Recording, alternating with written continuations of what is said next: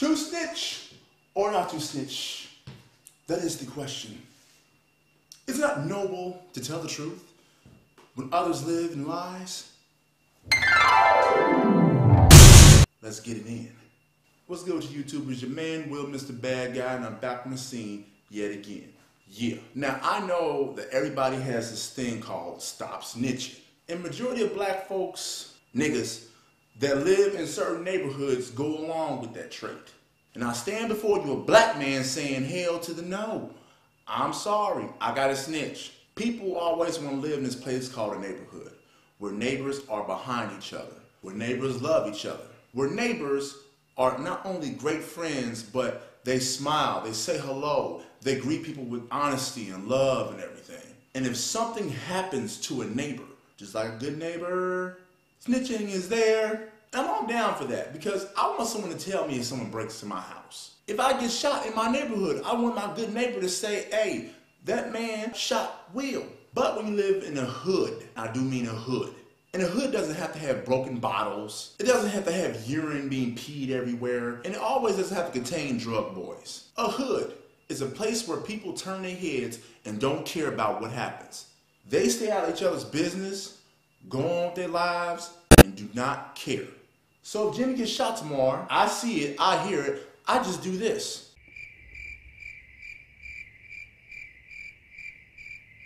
He could be on the ground bleeding and screaming, and no one helps him. But they call the police. And when the police come, it's always, I ain't see nothing, I don't know nothing. Man, your mama. And the sad thing about this is that the killer, you have given that he or she power. Because you have shown this thing called fear. And when they eat off your fear, they could do whatever they want to do. Do you think that when someone kills one person, it stops? Oh no, it continues on with the cycle. Say for example, if I seen Freddie kill Robert down the street and I ain't say nothing, I may walk around thinking I've done myself justice. I may think I got the credit from the hood. But then a few weeks later, the same guy that shot that man, see I forgot his name, he turns around, he goes shoot my cousin, and he kills my cousin. Should I scream I want justice? Am I right to say, hey, I want this man locked up for what he did? But ask yourself, you didn't say nothing about last time when he shot that one dude down the street when you saw it. So all of a sudden he shoots your cousin and now you want justice? Sounds pretty hypocritical move to me. Yeah. Once one person gets killed, another person gets shot, and this keeps escalating.